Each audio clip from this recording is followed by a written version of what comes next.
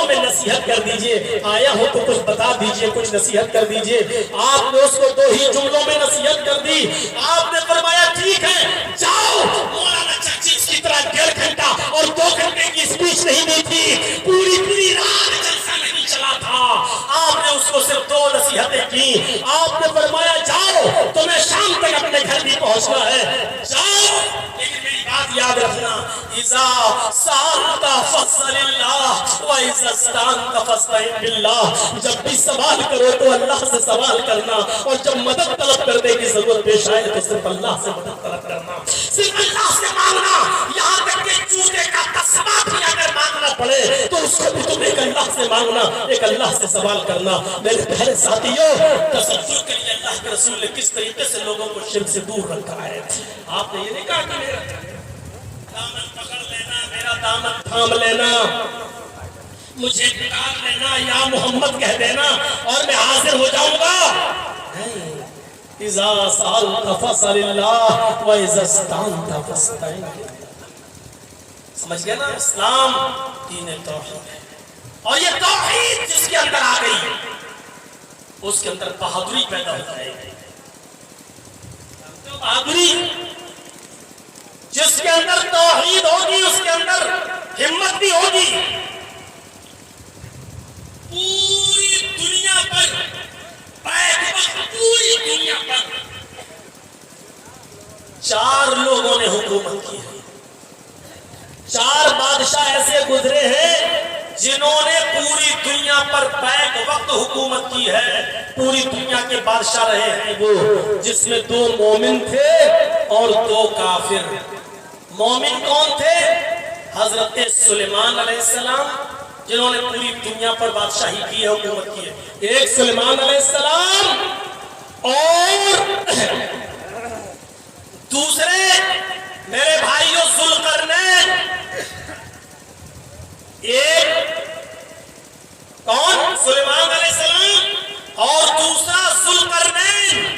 اور کافروں میں جس نے حکومت کی پوری دنیا پر وہ 2 تھے، ایک کا نام تھا نمرود اور ایک کا نام تھا بخت نصر۔ ان 4 لوگوں نے پوری دنیا پر حکومت کی۔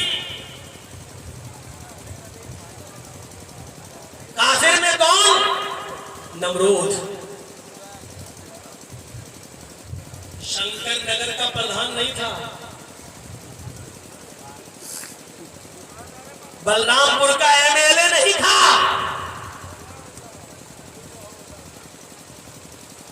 گونڈا بھی اس کے صرف گونڈا اس کے انڈر میں نہیں آتا تھا،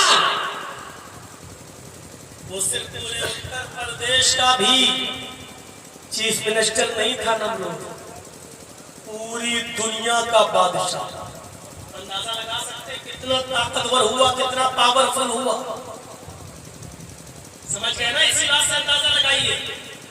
اور ابراہیم علیہ السلام کا مقابلہ کس سے ہو رہا ہے؟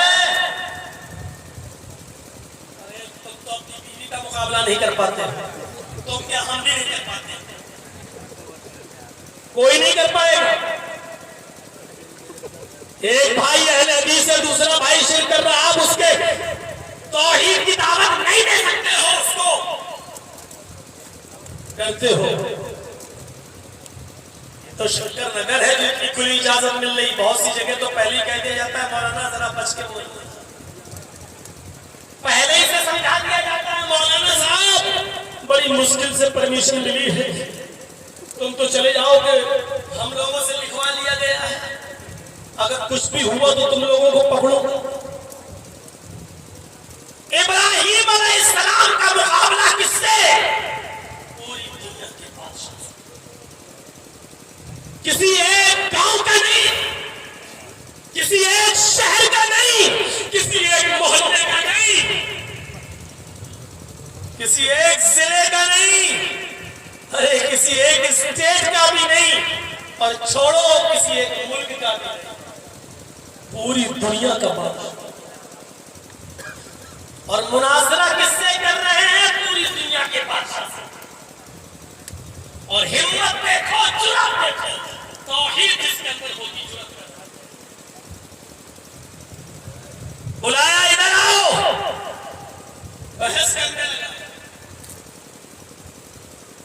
قرآن میں نقشہ کھینچا ہے. أَلَمْ تَرَ إِلَى الَّذِي حَاجَّ إِبْرَاهِيمَ فِي رَبِّهِ أَنْ آتَاهُ اللَّهُ الْمُلْكَ. اللہ نے اس کو بادشاہی دی تھی. نمرود کو پوری دنیا کا مالک بنا دیا تھا, بادشاہ بنا دیا تھا. جس کی پاداش میں وہ تھوڑا سا متکبر ہو گیا تھا, وہ ابراہیم کے رب کے بارے میں, اپنے اللہ کے بارے میں ابراہیم سے حجت کرنے لگا, ابراہیم سے بحث کرنے لگا. أَلَمْ تَرَ إِلَى الَّذِي حَاجَّ إِبْرَاهِيمَ فِي رَبِّهِ. کیا اس شخص کو نہیں دیکھا جو ابراہیم سے اس کے رب کے سلسلے میں حجت کر رہا تھا, بحث کر رہا تھا. أَنْ آتَاهُ اللَّهُ الْمُلْكَ. اللہ نے اس کو بادشاہت دے دی تھی, پوری دنیا کا مالک بنا دیا تھا. نمرود کو بادشاہت دے دی تو حجت کر رہا تھا. ابراہیم علیہ السلام نے سے کہا, بتاؤ تم مجھے رب کیوں نہیں مانتے؟ اس قال ابراہیم ربی الذی یحیی و یمیت. یہ مت دیکھو کہ ابراہیم بول رہے ہیں, یہ دیکھو ابراہیم کس سے حجت کر رہے ہیں, یہ دیکھو کہ ابراہیم کس سے بحث کر رہے ہیں. اکیلے ہیں, تنہے تنہا ہے, کوئی دوسرا ان کے ساتھ نہیں ہے. اللہ کی الوہیت نے, توحید نے ابراہیم کے اندر یہ جرأت, یہ ایمان, یہ غیرت, یہ محبت پیدا کر دی تھی. اور نمرود جو پوری دنیا کا بادشاہ تھا, اس کا خوف ان کے دل سے نکل دیا تھا. ذرا غور کرو کیا کہا, اے نمرود پوچھتا ہے مجھے رب کیوں نہیں مانتے ہو؟ ارے رب تو وہ ہے, ربی الذی یحیی و یمیت. میرا رب تو وہ ہے جو زندگی دیتا ہے اور موت دیتا ہے, جو زندگی بھی دیتا ہے اور موت بھی دیتا ہے, جو زندگی دینے پر بھی قادر ہے اور موت دینے پر بھی قادر ہے. قال انا احیی و امیت. کہنے لگا یہ کون سا بڑا کمال ہے, یہ کون سی بڑی بات ہوئی, یہ تو میں بھی کر سکتا ہوں, میں بھی زندہ کر سکتا ہوں, زندگی دے سکتا ہوں اور موت دے سکتا ہوں. کسی کو موت کی سزا ہوئی ہے, ابھی ہم اس کو جیل سے نکالتے ہیں, آزاد کر دیتے ہیں. لوگ, ہم نے بھی ایک کو زندگی دے دی اور کوئی بے قصور آدمی کو بھی پکڑواتا ہوں, ابھی اس کو قتل کر دیتا ہوں آپ کی آنکھوں کے سامنے, ابھی اس کو مار دیتا ہوں. یہ تو میں بھی کر سکتا ہوں, میں تو پوری دنیا کا بادشاہ ہوں, میرا کون کیا کر لے گا. انا احیی و امیت. ارے میں بھی تو مار سکتا ہوں اور میں بھی تو زندگی دے سکتا ہوں. یہ کون سا بڑا کمال ہے. اگر اپنے رب کو اس لیے رب مانتے ہو کہ وہ زندگی دیتا ہے, موت دیتا ہے, تو یہ کام تو میں بھی کر سکتا ہوں, مجھے کیوں نہیں رب مانتے ہو. ابراہیم علیہ السلام سمجھ گئے پوری دنیا کا بادشاہ ہے نا, اس لیے تھوڑا سا موٹی عقل کا ہے, گھمنڈ ہے بادشاہت پا کر, اس لیے عقل تھوڑی بودی ہے. یہ ایسے نہیں سمجھے گا, اب اس کے سامنے ایسی دلیل پیش کرو بے بس ہو جائے گا. قال ابراہیم علیہ السلام سمجھ گئے یہ موٹی عقل کا آدمی, اس کو کیسے سمجھایا جائے اور اللہ کی الوہیت اس کے سامنے کیسے پیش کی جائے. تو کیا کہا ابراہیم علیہ السلام نے, قال فإن اللہ یأتی بالشمس من المشرق فأت بها من المغرب فبہت الذی کفر.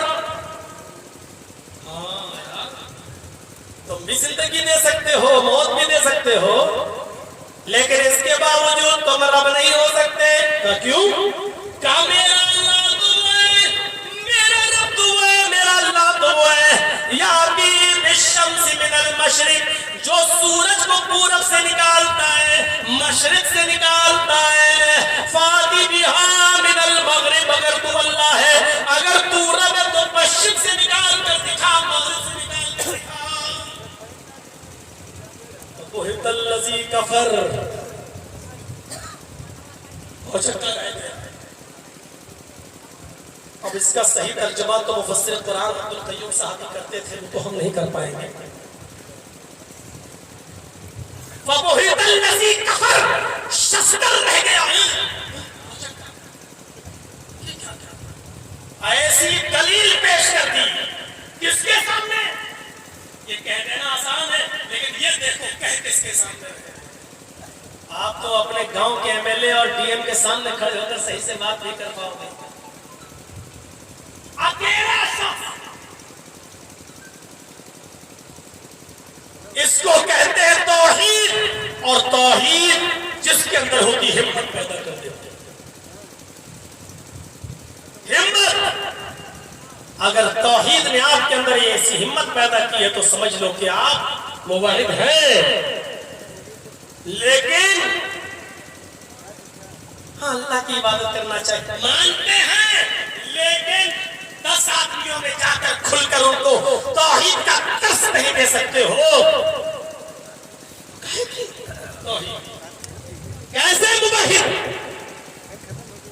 اور توحید پر ہونے کے بعد بھی اپنی بیٹیوں کا ہاتھ اور اپنی بہنوں کا ہاتھ مشرکوں میں دے دو، قبر پرستوں کے ہاتھوں میں دے دو، مزاروں کو چومنے اور چاٹنے والوں کے ہاتھوں میں اپنی بہنیں دے دو، بیٹیاں دے دو، تو شرم آنی چاہیے اپنے آپ کو اہل حدیث کہلانے میں.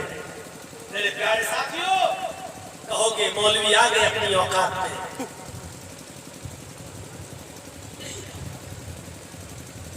سلیمان تیمی ایک تابعی گزرے ہیں، ان کا انتقال کا وقت آیا تو وہ رو رہے تھے. لوگوں نے پوچھا کیوں رو رہے ہو؟ ایک دن تو سب کو مرنا ہے. کہا اس لیے نہیں رو رہا ہوں کہ موت قریب ہے، بلکہ اس لیے رو رہا ہوں کہ 25 سال پہلے ایک گناہ مجھ سے ہو گیا تھا. اس گناہ کی توبہ کرتے کرتے میری 25 سال کی زندگی گزر گئی. مجھے یہ ڈر لگ رہا ہے کہیں اللہ نے میری توبہ قبول نہیں کی ہوگی تو کیا ہوگا. کہا کون سا گناہ تمہیں یاد آ گیا ہے؟ شرک تو نہیں کیا. کہا شرک تو نہیں کیا، لیکن گناہ یہ ہوا تھا مجھ سے کہ 25 سال پہلے میں نے ایک بدعتی کو سلام کر لیا. 25 سال پہلے میں نے ایک بدعتی سے سلام کر لیا تھا. اللہ کے نبی نے فرمایا بدعتی سے سلام کرنے والا ملعون ہے. بدعتی کو اپنے گھر میں پناہ دینے والا بھی اللہ کی لعنت کا مستحق ہے. میں نے تو ایک بدعتی سے سلام کر لیا تھا. آج میں اسی گناہ کو یاد کر کر کے روتا ہوں کہ اللہ کے رسول نے بدعتی کو سلام کرنے سے منع کیا، اس کو اپنے گھر میں ٹھہرانے سے منع کیا، اپنے گھر میں پناہ دینے سے منع کیا، اور میں نے بدعتی کو سلام کر لیا. پتہ نہیں اللہ نے میری توبہ کی قبول کی ہوگی یا نہیں کی ہوگی. اور جو سلام کر رہا ہے وہ 25 سال سے توبہ کر رہا ہے، اور جو اپنی بیٹیاں اور اپنی بہنیں بدعتیوں کو دے رہا ہے، ذرا وہ اپنے بارے میں سوچے کہ وہ اپنے رب کو کیا ملے گا.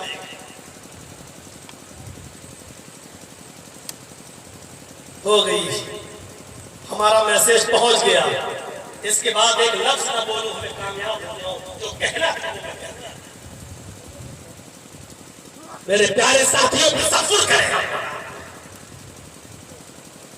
توحید اس کو کہتے ہیں. یہ توحید تھی. مناظرہ کس سے کر رہے ہیں؟ پوری دنیا کے بادشاہ کے ساتھ. یہ دیکھیے چرا، ہم اپنے بھائی کو دعوت نہیں دے سکتے ہیں، اپنی بہن کو دعوت نہیں دے سکتے ہیں. مجھے اپنی زندگی کا ایک واقعہ یاد ہے. میری ایک چچیری بہن ہے، دوسرے رشتے سے آتی ہے. وہ قبر پرستوں میں چلی گئی. ہم لوگ بھی اس وقت پڑھتے تھے، تقریروں کے میدان میں اتنے نہیں نکلے تھے. چلی گئی، اور اس علاقے کا نام ہے جسونت نگر. پورا علاقہ بدعتیوں سے بھرا پڑا ہے. اس کے سسر کا انتقال ہو گیا، میری چچیری بہن کے. تو ازراہ ہمدردی سب جاتے ہیں رشتے دار. تو جب مجھے پتا چلا 4-5 دن کے بعد تو میں بھی گیا ہوں. تو وہاں جسونت نگر کا ایک بڑا مولانا بیٹھا ہوا تھا ان کے گھر پہ. نام نہیں لوں گا. وہ مجھے صحیح سے پہچان نہیں پایا کیونکہ میں ٹوپی نہیں لگائے ہوئے تھا. اپنی چچیری بہن سے بات کرنے لگا، یہ کیسے ہوا انتقال، کیا ہوا، سب بتانے لگا. اور وہ چارپائی پر لمبا پیر پھیلائے لیٹا ہوا تھا. تھوڑی دیر کے بعد کہنے لگا کہ مرنے والے کے نام پہ تم نے تیسرے دن کھانا بھی کھلا دیا، یہ بھی کر دیا، وہ بھی کر دیا، اب 40 دن تک تمہیں روزانہ کھانا کھلانا پڑے گا، اور ٹھیک ہے اب مرنے والے کے کپڑے بھی دے دو۔ ایک ایک چیز کو مطالبہ کرنے لگا، سب مانگنے لگا۔ تو ایک دو چیزیں تھیں جو اس گھر والے نہیں دینا چاہتے تھے بطور نشانی کے، انہوں نے کہا کہ اس کو رکھا رہنے دو، ہم اپنے رشتہ داروں میں کوئی غریب ہوگا اس کو دے دیں گے، ابھی تھوڑا سا رکھے رہے۔ تو اس نے کہا سنو، اگر مرنے والے کے کپڑے نہیں دو گے تو قیامت کے دن وہ ننگا اٹھے گا۔ تو ہم نے تھوڑا سا پیچھے مڑ کے اتنا کہا، مولانا صاحب آپ کیا وہاں کپڑے پہن کر اٹھیں گے کیا؟ حدیث میں تو یہ آتا ہے کہ یحشر الناس یوم القیامت حفاۃ عراۃ غرلا، قیامت کے دن حشر کے میدان میں سب لوگ جب اٹھیں گے اپنے قبروں سے تو وہ ننگے جسم ہوں گے، اور ننگے جو ہے بغیر چپلوں کے اور جوتوں کے ہوں گے، اور بغیر ختنے کے ہوں گے، سب تو ننگے ہوں گے۔ تو تم کیا کپڑے پہن کر اٹھو گے؟ تو کہتا ہے بدتمیز، کون ہے تو؟ تو میری چچیری بہن آگے آئی، کہا کہ مولانا صاحب مانا کہ آپ بڑے مولانا ہیں، ٹھیک ہے، لیکن آپ ذرا زبان صحیح استعمال کریے، آپ کی زبان سے ایسے جملے شعبہ نہیں دیتے ہیں، یہ ہمارا بھائی ہے، اور یہ ابھی پڑھ کے نئے میں فارغ ہوا تھا، تو اس وقت ایسی 10 12 15 20 دن ہوئے ہوں گے، تو کہا کہ یہ ابھی نئے پڑھ کے نکلے ہیں، ان کا نام مولانا جرجیز ہے۔ تقریر چونکہ ہماری مدد سے ہی کی زندگی میں شروع ہو چکی تھی، آپ ہی کسی گاؤں میں تھے، ہمارے استاذ تھے ماشاء اللہ قادر صاحب، جنہوں نے جھنڈا نگر میں سراج العلوم میں ہمیں پڑھایا انگلش، اللہ تعالیٰ ان کو جنت نصیب فرمائے، کربڑ کربڑ رہا سکون اور نصیب فرمائے، ان کی قبر کو نور سے بھر دے۔ تو میرے پیارے ساتھیوں، وہ بیچارے ہماری بڑی وہ کرتے تھے، اور جب روز پوچھتے تھے کلاس میں آتے تھے تو کہ کل کہیں پروگرام ہے تمہارا، کل کہیں جاؤ گے، یا کل گئے تھے تو کیا بولے تھے؟ تو پڑھائی کے زمانے سے ہی تقریریں کرنے لگے تھے، گاؤں گاؤں جانے لگے تھے، تو تھوڑی بہت شہرت تو ہو ہی چکی تھی۔ اس مولوی نے پیچھے مڑ کے دیکھا تو کہا، ارے کہو نا کہ وہابیوں کی بہن اس گھر میں آ گئی ہے۔ تو میں کہنا یہ چاہتا ہوں میرے بھائیوں کی جرات ہونی چاہیے۔ میں ایسی جگہ پر گیا، نیا طالب تھا، پورا علاقہ بدعتیوں کا، ایک بھی اہل حدیث نہیں، اور اس گھر میں اس علاقے کا سب سے بڑا مولوی، اور میں نے آج سے 23 22 سال پہلے یہ جملہ اس کے منہ پہ میں نے کہا تھا، تم کیا کپڑے پہن کر اٹھو گے؟ میرے بھائیوں ذرا آپ اپنے آپ کی بہن اہل حدیث سے بہنوئی آپ کا اگر چادریں چڑھانے والا آپ کہہ کے دیکھو اپنے بہنوئی کو، ذرا سمجھا کے دیکھو، اور پھر دیکھو ابراہیم علیہ السلام کی توحید اور ان کی جرات کہ ان کا مقابلہ کس سے ہو رہا ہے، جو کسی گاؤں کا، شہر کا، ضلع کا، صوبے کا، ملک کا نہیں بلکہ پوری دنیا کا بادشاہ ہے، اس سے لوہا لے رہے ہیں اور اس سے ٹکرا رہے ہیں، اور کہہ رہے ہیں کہ میرا رب تو وہ ہے جو سورج کو پورب سے نکالتا اور پشچم میں ڈبوتا ہے، اگر تو رب ہے اللہ تو ایسا کر کے دکھا۔ فَبُهِتَ الَّذِي كَفَرَ، حیران رہ گئے۔ اور پھر اسی بادشاہ کی دور زندگی میں کسی معبد میں گھس جانا اکیلے، اور سارے بتوں کو توڑ ڈالنا، اور سب سے بڑے بت کے گلے میں کلہاڑی لٹکا دینا، اور جب یہ لوگ جشن منا کے آئے، عید کر کے دیکھا بت ٹوٹے پڑے، کہا ایسا کس نے کیا؟ تو کہا ایک ہی ہے، ابراہیم جس کو بولا جاتا ہے وہی کر سکتا، وہی ہمارے معبودوں کو برا بھلا کہتا ہے۔ بلایا گیا، ابراہیم تم نے ایسا کیا؟ بل فعلہ کبیرہم ھذا، مجھ سے کیا پوچھ رہے ہو؟ اپنے بڑے سے پوچھو، اسی کے گلے میں کلہاڑی لٹکی ہوئی ہے، اسی نے کیا ہوگا، اسی سے پوچھو۔ ان کانوا ینطقون، اگر یہ بول سکتے تو اسے پوچھو کہ تمہاری یہ درگت کس نے بنائی، تمہیں کس نے مارا؟ جانتے کہ بول نہیں سکتے۔ ابراہیم مذاق مت بناؤ، تم جانتے ہو کہ یہ جو لگنے لونے پڑے ہیں، جن کی گردنیں کٹی پڑی ہیں، جن کو توڑا گیا، یہ بول نہیں سکتے۔ کہا اس سے پوچھنا جس کے گلے میں کلہاڑی لٹکی ہے، اسی نے مارا ہوگا کیونکہ کلہاڑی اس کے گلے میں۔ ابراہیم تم جانتے ہو یہ اتر نہیں سکتا، یہ کلہاڑی چلا نہیں سکتا، اور یہ بیچارے جو یہاں ہیں یہ اٹھ نہیں سکتے، بول نہیں سکتے۔ ابراہیم علیہ السلام نے ان کے سامنے دلیل کیا پیش کی؟ یہی تو سننا چاہتے تھے ان کے منہ سے. جب اٹھ نہیں سکتے, بول نہیں سکتے, کھا نہیں سکتے, پی نہیں سکتے, کوئی مارنے آئے تو اپنا بچاؤ تک نہیں کر سکتے, تو کیوں تم عبادت کرتے ہو؟ لما تعبدون, ان کی پوجا کیوں کرتے ہو, ان کی عبادت کیوں کرتے ہو؟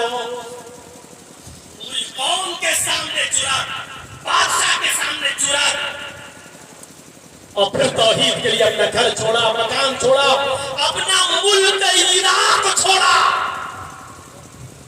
اپنی بیوی سارا پر بادشاہ نے غلط نظر ڈالی, وہ برداشت کیا. ہاجرہ ملی, ہاجرہ سے بیٹا پیدا ہوا اسماعیل, اس کو کہا بھی اب جنگل میں چھوڑ کے آؤ, تو ہاجرہ اور اسماعیل کو مینا کے میدان میں چھوڑ کے چلے آئے.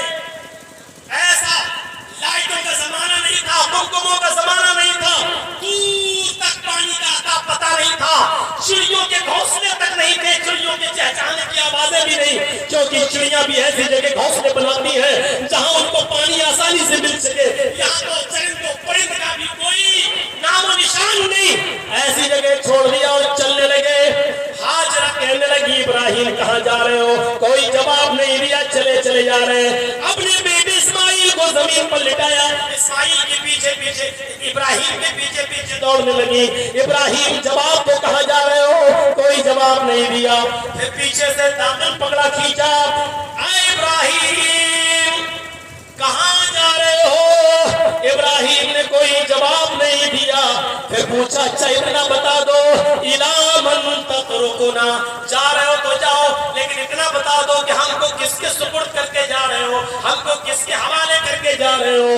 ابراہیم علیہ السلام نے جو جواب دیا وہی توحید سے بھرا ہے. اِلَى اللَّهِ, آئے میری بیوی, میں نے اپنے بچے کو تجھے اللہ کے سپرد کر دیا ہے, اللہ کے حکم سے اب میں جا رہا ہوں. ہاجرہ نے دامن چھوڑ دیا, اب آپ جائیے جہاں جانا ہو, اب کوئی مجھے پرواہ نہیں. اِذًا لَا يُضِيعُنَ اللَّهُ أَبَدًا, اب ہمارا رب ہم کو ضائع نہیں کرے گا, اب ہمارا رب ہم کو برباد نہیں کرے گا.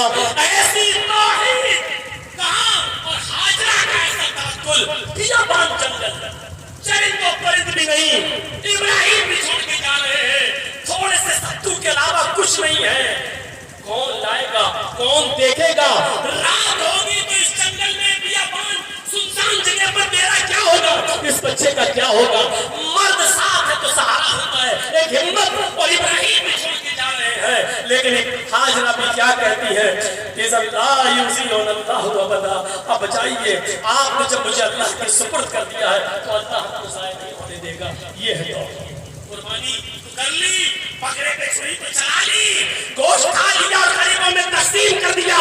ابراہیم کی سنت کو تو ہم نے زندہ کر دیا اور یہ کر ڈالا, لیکن ابراہیم کی پوری زندگی جو ایک میسیج چھوڑ کے گئی ہے, اب پورے سال اس میسیج کو زندہ کرنا ہے.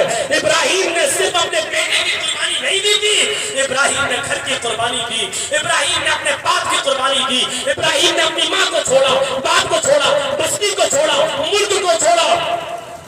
بادشاہ نے غلط نظر ڈالی تو بیوی پر یہ مصیبت بھی دیکھی, اور پھر ہاجرہ ملی تو بچہ ہوا. ہاجرہ اور بچے کو بیابان جنگل میں چھوڑا, اور جب وہ بیٹا بھی 13 سال کا ہو گیا تو اس کو بھی ذبح کرنے کا حکم اس کو بھی پورا کیا. یہاں تک کہ ابراہیم علیہ السلام توحید کی راہ میں جب نمرود نے آگ جلوائی اور کہا ڈالو, تو اس آگ میں بھی خوشی خوشی چلنے کے لیے تیار ہو گئے. صرف اتنا کہا کہ اللہ اگر میں تیری راہ میں حق پر ہوں تو میری حفاظت فرمانا. یا ابراہیم کو آگ میں ڈالا گیا, واہ ہوتا یا نارو کونی بردم و سلاما علی ابراہیم, اے آگ تو ابراہیم کے اوپر سلامتی والی بن جا. تو میں کہنا یہ چاہتا ہوں میرے بھائیوں کہ توحید صرف دین اسلام ہی ہے جو توحید کا صحیح درس دیتا ہے اور رسالت کا صحیح تصور پیش کرتا ہے.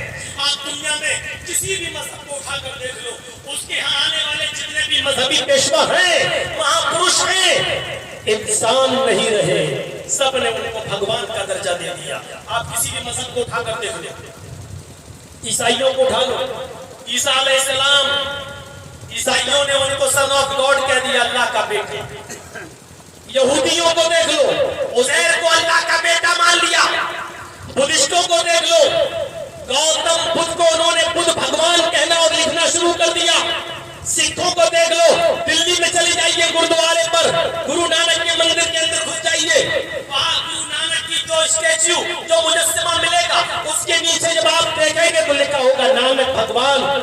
سکھوں نے گرو نانک بھگوان کہنا شروع کر دیا.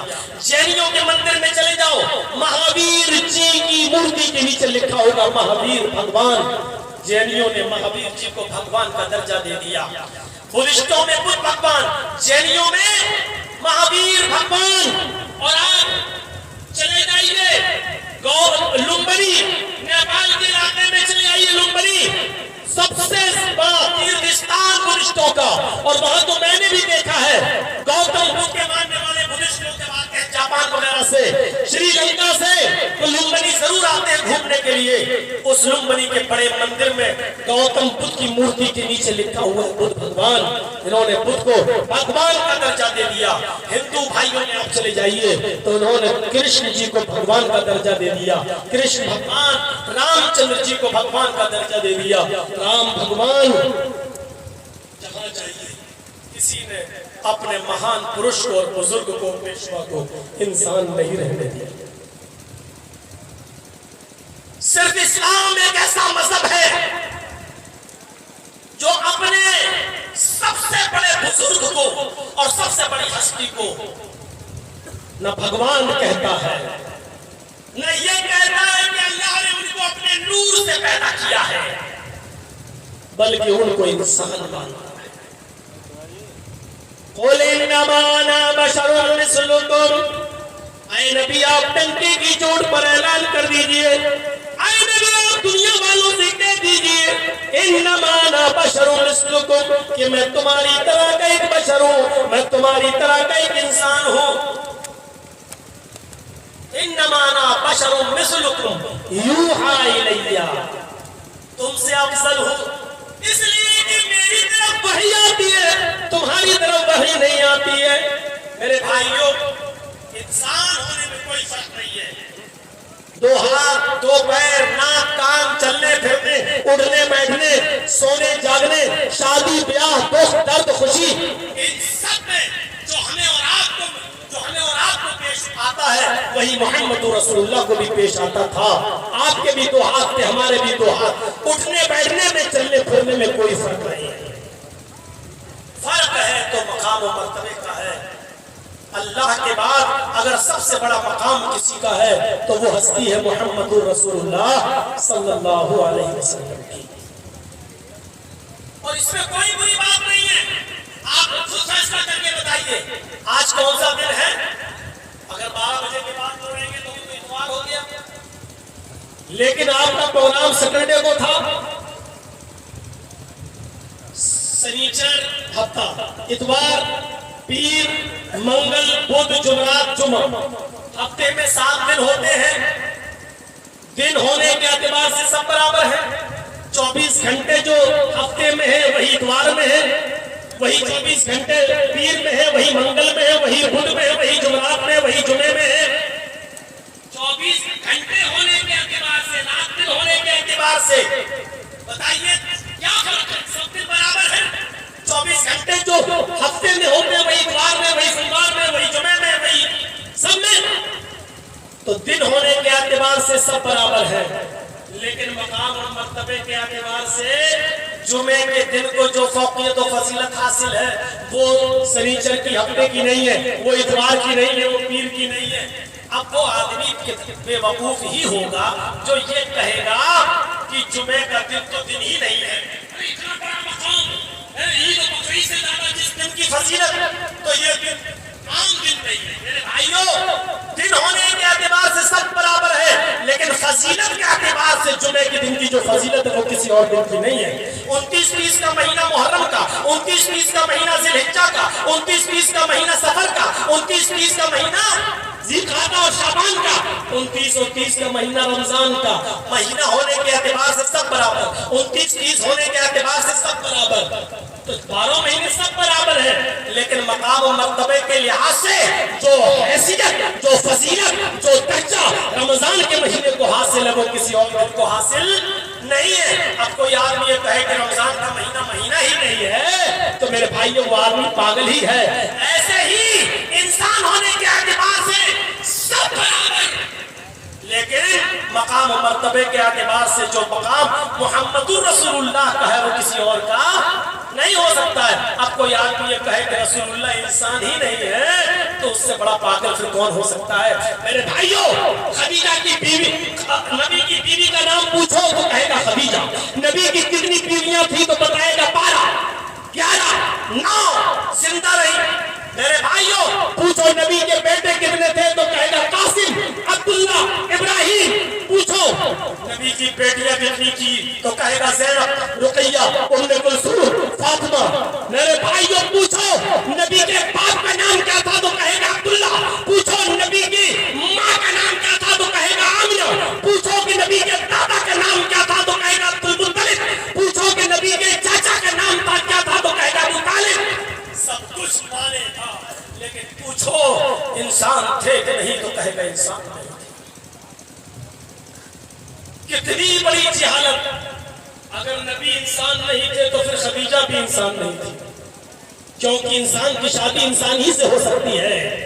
اگر نبی انسان نہیں تھے تو نبی کا باپ بھی پھر انسان نہیں، کیونکہ انسان سے انسان پیدا ہوتا ہے۔ اگر نبی کو انسان نہیں مانتے ہو تو بتاؤ نبی کا باپ کیا تھا، بتاؤ نبی کی بیوی کیا تھی، بتاؤ نبی کی اولاد کیا تھی۔ میرے بھائیوں یہ سب کچھ سوال کرو گے تو کہے گا کہ وہابیوں نے تمہارا ایمان خراب کر دیا ہے، اسی لیے کہتے ہیں کہ ان کے پاس مت جاؤ۔ چھوڑو میرے بھائیوں، رسالت کا صحیح تصور اگر کسی نے پیش کیا ہے تو خود اسلام نے پیش کیا ہے۔ اللہ کے نبی کے پاس ایک شخص آتا ہے، کانپ رہا ہے، تھرا رہا ہے، کچھ کہنا چاہتا ہے نہیں کہہ پا رہا ہے۔ آپ اٹھے اس کے پاس اور اس کے دونوں کاندھے پکڑ کے اس کو اپنے سینے سے لگایا اور کہا کیوں ڈر رہے ہو؟ لا تخف، مت ڈرو، انی لست بملک، میں بادشاہ نہیں ہوں۔ کیوں ڈر رہے ہو؟ میں بادشاہ نہیں ہوں۔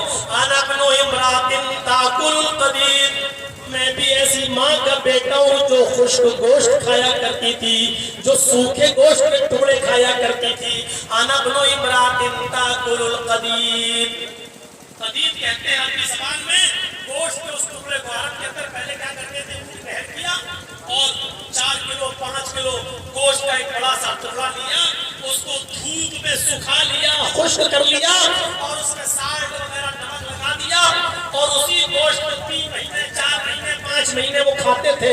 تھوڑا سا کاٹ لیا اور پکا کے کھا لیا ضرورت کے تحت۔ اس کو عربی میں قدید کہتے ہیں۔ اللہ کے نبی نے اس آدمی کا ڈر کیسے دور کیا؟ کیوں ڈر رہے ہو؟ لا تخف، مت ڈرو، انی لست بملک، میں بادشاہ تھوڑی ہوں۔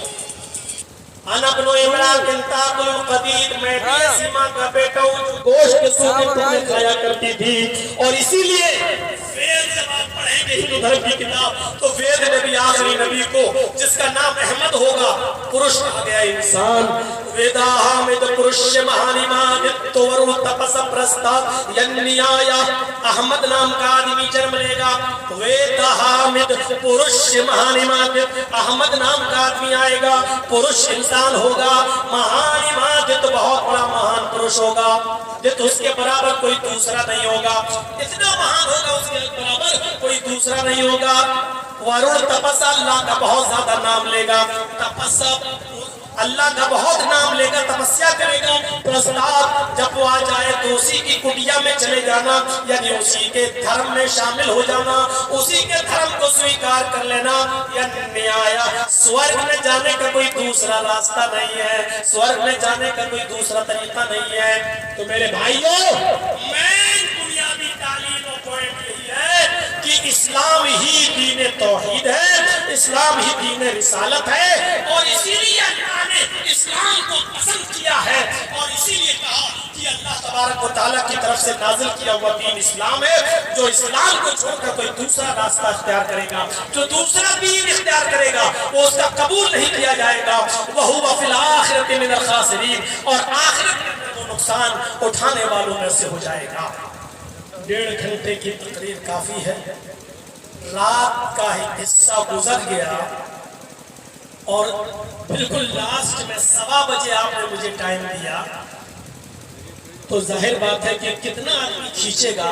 پوری رات جاگتے ہوئے ہو گیا, پھر آگرہ سے چلے تو اٹاوا, اور اٹاوا سے چلے اور سیدھے یہاں, اور پھر یہاں آنے کے بعد بھی وہاں آرام کرنے کو نہ مل سکے, اور پھر ابھی نکلنا ہے, بھاگنا ہے یہاں سے ابھی ختم کر کے. تو میرے بھائیوں یاد رکھیے گا, اسلام ہی سناتن دھرم ہے. سناتن کا مطلب سب کی طرف شانتی والا اور سلامتی والا, اور اسلام کا معنی کیا ہوا؟ سلامتی والا. تو اسلام ہی سناتن دھرم ہے, سناتن دھرم ہی اسلام ہے, اور یہ وہی دین ہے جو رام چندر جی نے پیش کیا, کرشن جی نے پیش کیا, منو نے پیش کیا, ابراہیم نے, جیسس نے, موسیس نے, یعنی موسیٰ, عیسیٰ, ابراہیم, نوح, سب کا جو دین تھا وہی دین محمد رسول اللہ نے ہمیں دیا. اور ہم یہ دعا کرتے ہیں اللہ رب العالمین سے کہ الہ العالمین جب تک تو ہمیں زندہ رکھ, اسی اسلام پر قائم رکھنا, اسی دین پر ہمیں قائم رکھنا جو دین سارے نبیوں کا دین ہے, اور جو دین جناب محمد رسول اللہ کے ذریعے مکمل ہو گیا ہے. اللہ جب تک ہمیں زندگی دے اسی اسلام پر چلنے کی توفیق عطا فرمانا, اور جب ہمارا خاتمہ ہو تو ایمان پر ہمارا خاتمہ فرمانا. بس اتنی سی باتوں کے بعد اور صدیوں ہم رخصت ہوتے ہیں. اللہ سے دعا کرتے ہیں کہ بارے اللہ ہماری خطاؤں کو معاف فرما دے, گناہوں کو بخش دے, جميع مسلمانوں پر رحم فرما, جو بیمار ہیں ان کو شفاء کاملہ اور عاجلہ عطا فرما, جو ہاسپٹلز میں ایڈمٹ ہیں ان کی دواؤں میں صحت و تندرستی کوٹ کوٹ کے بھر دے, اور جو تیری رحمت کو جا چکے اللہ ان کی قبروں کو نور سے بھر دے, تحت نگاہ کو زیادہ فرما دے. اللہ ان کو کربر کربر چین و سکون راحت نصیب فرما, ان کی مغفرت فرما دے. ربنا اغفر لی ولوالدی وللمؤمنین یوم یقوم الحساب. اللہ مجھے بھی بخش دے, ہمارے والدین کو بھی بخش دے, اور جملہ مسلمانوں کو جتنے بھی مومن ہیں جو انتقال فرما گئے اللہ ان سب کی مغفرت فرما. اللہ جب تک زندہ رکھے اسلام میں رکھنا, اور جب خاتمہ ہو تو ایمان پر ہمارا خاتمہ فرمانا. وما علینا الا البلاغ المبین, وآخر دعوانا ان الحمد للہ رب العالمین.